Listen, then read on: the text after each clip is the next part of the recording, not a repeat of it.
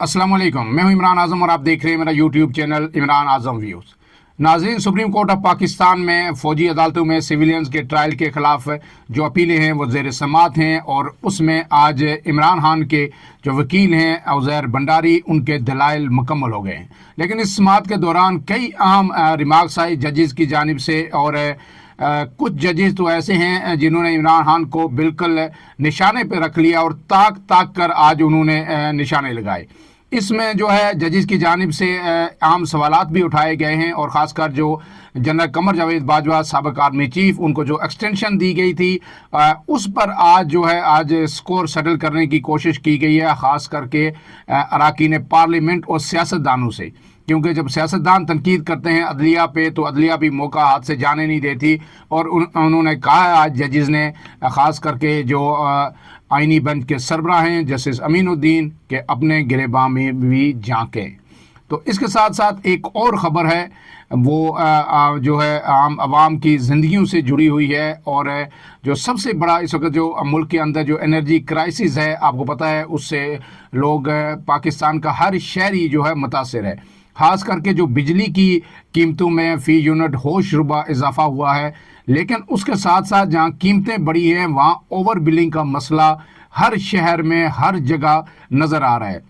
लेकिन आज जो पीएसी का इजलास हुआ है, पब्लिक अकाउंट्स कमेटी का, जुनैद अकबर की ज़ेर सदारत, उसमें एक होश रुबा इंकशाफ हुआ है। यानी आप ये कह सकते हैं कि अंधेर नगरी चौपड़ राज। इन दोनों खबरों की तफसीलात मैं आपके सामने रखूंगा, लेकिन उससे पहले आपसे गुजारिश कि अगर आप मेरे चैनल पर नए हैं तो इमरान आज़म व्यूज़ को सब्सक्राइब कीजिए। वीडियो अगर पसंद आए तो इसे लाइक और शेयर ज़रूर कीजिएगा। अब आता हूँ आज की जो प्रोसीडिंग हुई है सुप्रीम कोर्ट ऑफ पाकिस्तान में, उस पे जो आज बानी पीटीआई के वकील जो हैं उज़ैर भंडारी, उनके दलाइल मुकम्मल हो गए हैं। अब जो एडवोकेट फैसल सिद्दीकी हैं वो कल से अपने दलाइल का आगाज़ करेंगे। लेकिन आज जो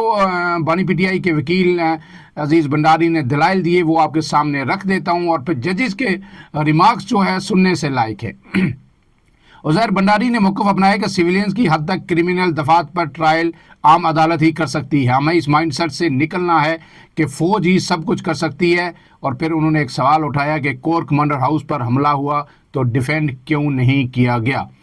इस पर जो जस्टिस मसरत हलाली है वो इमरान खान को जिच करने का या उन पे जो है ताक ताक के निशाने लगाने का कोई मौका अपने हाथ से जाने नहीं देती और बड़े जो है वो अग्रेशन के साथ जो है वो बात करती हैं और जो है वकला को, जो पीटीआई के वकला हैं या जो दूसरे वकला हैं, उनको जो है बिल्कुल वो कोई भी यानी लूज़ बॉल नहीं देती और अगर मिल जाए, उन्हें खुद मिल जाए तो फिर वो उस पर जो है छक्का ज़रूर लगाती हैं। तो इस पर जस्टिस मसरत हलाली ने कहा है कि आपका मुवक्किल कहता है कि जिनके पास इख्तियारात हैं उनसे बात करूंगा। अब मेरे ख्याल में जो कोर्ट की प्रोसीडिंग है उसके अंदर इस तरह के रिमार्क्स किसी भी तौर पर दुरुस्त नहीं है और वकील जो इमरान खान के उन्होंने भी इसका जवाब इसी अंदाज में दिया और बानी पीटीआई के वकील ने यह कहा है कि कमराए अदालत से बाहर जो हो रहा है मैं उस पर बात नहीं करूँगा। बहुत ही नपे तुला जवाब था और बहुत ही मौसर ये दलील थी कि बाहर सियासतदान बयानात देते रहते हैं, उन बयानात को आप जो है एक अदालती फोरम पे जहां एक अहम तरीन मुकदमे की जो हेयरिंग हो रही है वहां पे आप पॉइंट स्कोरिंग के लिए कोर्ट कर रही हैं कि जी मैं सिविलियन से बात नहीं करूंगा, सिर्फ फौजियों से बात करूंगा। और इस चीज़ का लिंक जो है सिविलियंस का जो फौजी अदालतों में ट्रायल है उसके साथ कैसे हो सकता है? क्या इमरान खान जब ये कहते हैं कि ताकत का सरचश्मा जो है इस वक्त जो इस्टेब्लिशमेंट है तो मैं उनसे अगर बात करूंगा, इमरान खान ने बेशक कई मौक़ों पे ये कहा, तो इसका क्या मतलब है कि इस इमरान खान के इस कहने की बुनियाद पर जो सिविलियंस का ट्रायल है वो फौजी अदालतों में करने की इजाज़त दे देनी चाहिए। यानी जो ये रिमार्क्स है मेरे ख्याल में बड़ा ही बेतुका किस्म का रिमार्क्स था जस्टिस मसरत हलाली की जानिब से, जिसे बड़े खूबसूरती से काउंटर किया बानी पीटीआई के वकील ने। इसके बाद जो है आगे बानी पीटीआई के वकील ने कहा कि इसके बाद फिर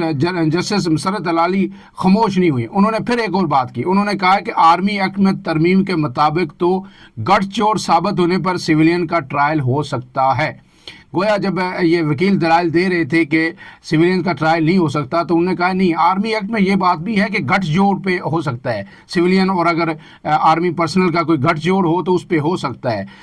گویا یہ اس طرح اشارہ کر رہی تھی کہ پی ٹی آئی کا یا عمران خان کا جو یہ GHQ حملہ کیس ہے یا دیگر جو 9 مئی کے واقعات ہیں ان میں گٹھ جوڑ تھا، لہٰذا سویلین کا ٹرائل اس بنیاد پہ ہو سکتا ہے، پی ٹی آئی کے لوگوں کا ٹرائل ہو سکتا ہے فوجی عدالتوں میں کہ وہ گٹھ جوڑ ثابت کرتا ہے۔ اس کے بعد جسٹس نعیم افغان نے سابق army chief general Qamar Javed Bajwa سے متعلق جسٹس منصور علی شاہ کے فیصلے کا حوالہ دیتے ہوئے کہا کہ سابق آرمی چیف کی مدت ملازمت میں توسیع کا کیس بھی موجود ہے، آرمی چیف کی مدت ملازمت میں توسیع کا قانون نہیں تھا، سپریم کورٹ کی ہدایت پر پارلیمنٹ نے آرمی چیف کی توسیع کے لیے قانون سازی کی۔ یہاں پہ وہ ایڈمٹ کر رہے ہیں کہ سپریم کورٹ نے حکم دیا کہ آرمی چیف کی توسیع کے لیے قانون بنایا جائے، کیونکہ یہ بات بھی ان کی ٹھیک ہے کہ اس سے پہلے کوئی واضح قانون موجود نہیں تھا۔ لیکن اس سے آگے جو جسٹس امین الدین نے ریمارکس دیے وہ بڑے دلچسپ ہیں اور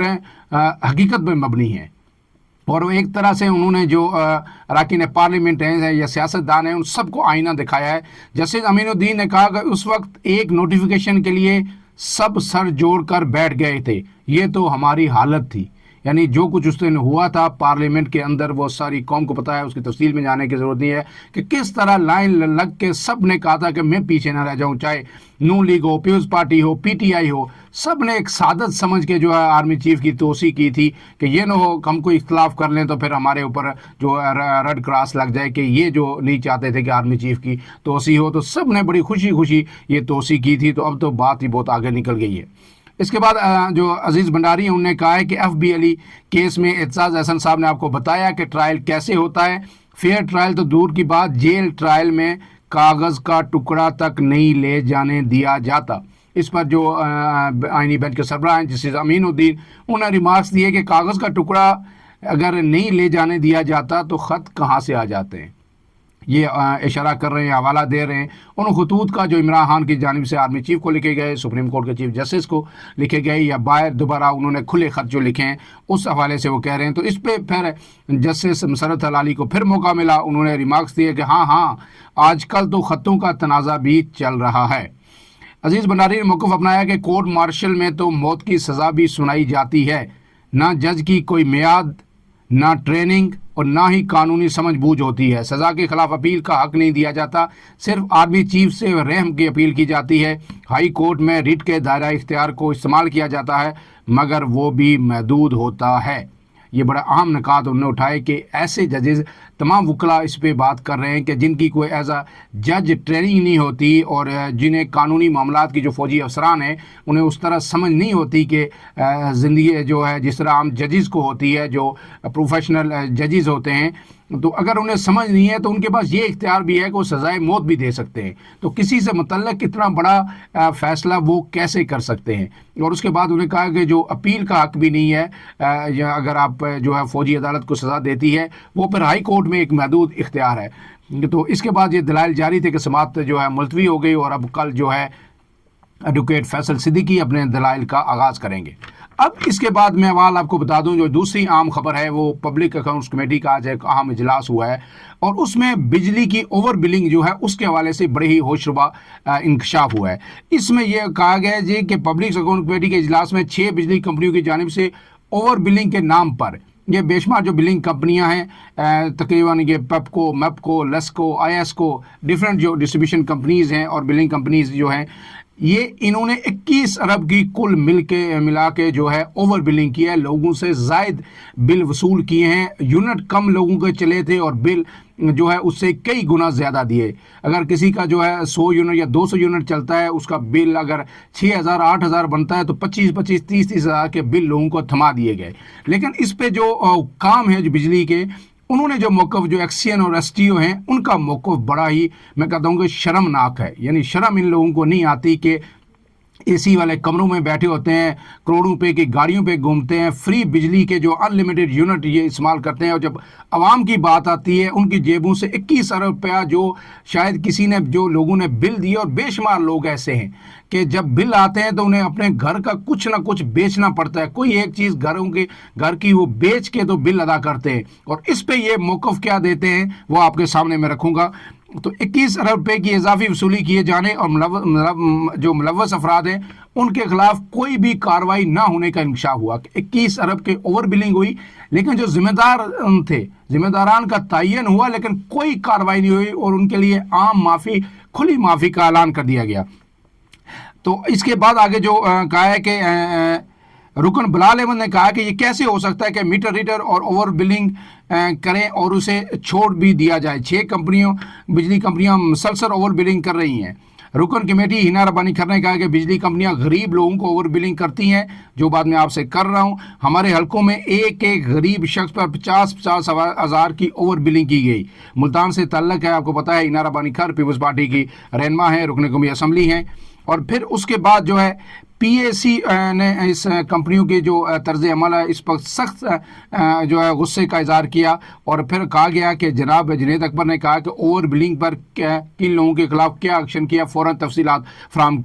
यहाँ की जाएँ। तो इस पर एक्सियन और एसटीओ जो थे उनका जो मौक़िफ़ मैं आपके सामने पेश कर रहा हूँ कि उन्होंने कहा है जो कि जी फील्ड जो हमारे लोग होते हैं, हम तो दफातर में होते हैं और फील्ड स्टाफ जो है वो बाहर होता है। और उन्होंने कहा कि ज़िम्मेदारान जो हमारे हैं लोग, उनसे गलती हो जाती है, जो ये इंसानी फितरत है और इनसे इंसान गलती की वजह से कभी कभार ओवर बिलिंग हो जाती है। टोटल जो 21 अरब रुपया डकार गए, ये ओवर बिलिंग कर दी और उसका जवाब जो है पब्लिक अकाउंट्स कमेटी जैसे आम फोरम पे ये दिया जाता है कि जनाब लोग फील्ड में होते हैं, हम तो दफातर में होते हैं, तो जो कभी कभार गलती हो जाती है।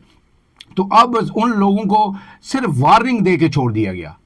अब इसके आगे रुकन कमेटी ने कहा कि क्या 2 नंबरी करने वाले एक्सियन और एसडीओ के खिलाफ कार्रवाई हुई। रुकन कमेटी हिना रब्बानी खर ने कहा कि मपको में ओवर बिलिंग के बार बार वाक़यात हो रहे, एक दफ़ा नहीं, उन्होंने कहा बार बार हो रहे हैं। सिर्फ एक शोबे की वजह से पूरा मुल्क बैठ गया। ऑडिट कॉम ने कहा कि मपको में 152 लोग ओवर बिलिंग में मुलव्वस थे। 152 लोग जो